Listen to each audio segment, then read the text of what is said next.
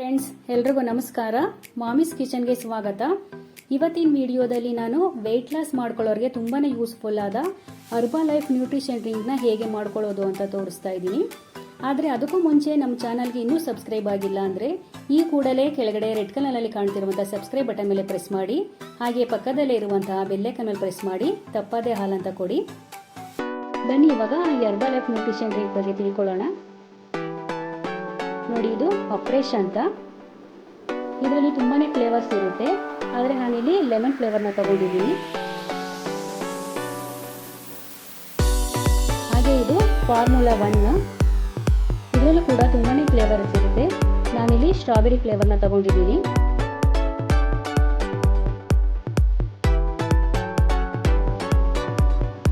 ಇದು protein powder.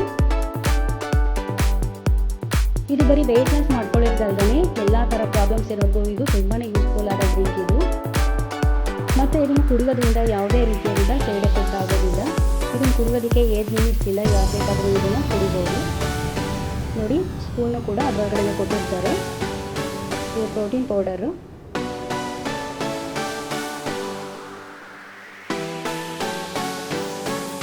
ಹಾಗೆ ಇದು ಫಾರ್ಮುಲಾ 1.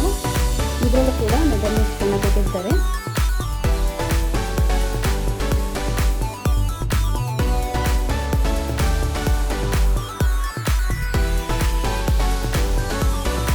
ಇದು ಫ್ರೆಶ್. ಇದರಲ್ಲೂ ಕೂಡ ಮೆಜರ್ಮೆಂಟ್ ಸ್ಪೂನ್ ಕೊಟ್ಟಿರ್ತಾರೆ. ಈ ಸ್ಪೂನ್ ಸೈಡ್ನ ಒಂದು ಸ್ಪೂನ್ ಹಾಕೋಬೇಕು. ಬನ್ನಿ ಇವಾಗ ಈ ಫ್ರೆಶ್ ಮಾಡೋದು ಹೇಗೆ ಅಂತ ತೋರಿಸ್ಕೊಡ್ತೀನಿ.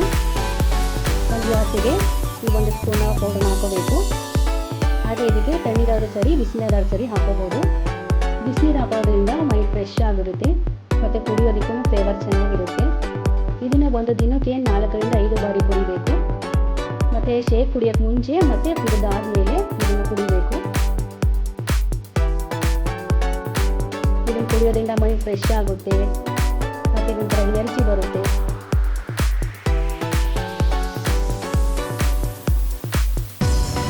ಇವಾಗ ನಾನು ಶೇಕ್ ಮಾಡೋದಕ್ಕಾಗಿ ಗುಡ್ಡೆಗ್ ಹಾಲನ್ನ ತೊಗೊಂಡಿದ್ದೀನಿ.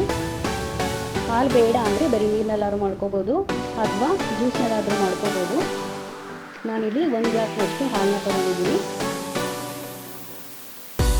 ಇವಾಗ ಜಾರಿಗೆ 1 ಗ್ಲಾಸ್ ಹಾಲನ್ನ ಹಾಕೊಳ್ತಾ ಇದ್ದೀನಿ. ಇವಾಗ ಫಾರ್ಮುಲಾ 1 ಹಾಕೊಳ್ತಾ ಇದ್ದೀನಿ. ಫಾರ್ಮುಲಾ 1 3 ಸ್ಪೂನ್ನ ಸೇರಿಸ್ಕೋಬೇಕು. ಫಾರ್ಮುಲಾ 1 ಈ ರೀತಿಯಾಗಿ ಮೆಜರ್ ಮಾಡಿ 3 ಸ್ಪೂನ್ನ ಸೇರಿಸ್ಕೊಳ್ಳಿ. ಈ ಫಾರ್ಮುಲಾ 1ನಲ್ಲಿ ಎಲ್ಲ ಫ್ಲೇವರ್ ಕೂಡ ತುಂಬಾ ಚೆನ್ನಾಗಿರುತ್ತೆ. Chocolate flavour, vanilla flavour, orange flavour ಎಲ್ಲ ಕೂಡ ತುಂಬಾ ಚೆನ್ನಾಗಿರುತ್ತೆ. ಈ ರೀತಿಯಾಗಿ ಮೆಜರ್ ಮಾಡಿ 3 ಸ್ಪೂನ್ನ ಸೇರಿಸ್ಕೊಳ್ಳಿ. ಹಾಗೆ ಇದನ್ನು ಕ್ಲೋಸ್ ಮಾಡಿ ಇಡಿ. ಇವಾಗ ಪ್ರೋಟೀನ್ ಪೌಡರ್ನ ಸೇರಿಸ್ಕೊತಾ ಇದ್ದೀನಿ. ಪ್ರೋಟೀನ್ ಪೌಡರ್ ಕೂಡ ಈ ಮೆಜರ್ಮೆಂಟ್ ಸ್ಪೂನ್ನ ಸಹಾಯದಿಂದ 1 ಸ್ಪೂನ್ನ ಸೇರಿಸ್ಕೋಬೇಕು. ಈ ರೀತಿಯಾಗಿ ಮೆಜರ್ ಮಾಡಿ 1 ಸ್ಪೂನ್ನ ಸೇರಿಸ್ಕೊಳ್ಳಿ. ಇವಾಗ ಇದನ್ನೆಲ್ಲ ಮಿಕ್ಸಿ ಮಾಡ್ಕೋಬೇಕು. ಒಂದು 30 ರಿಂದ 40 ಸೆಕೆಂಡ್ ಮಿಕ್ಸಿ ಮಾಡಿಕೊಂಡ್ರೆ ಸಾಕಾಗುತ್ತೆ.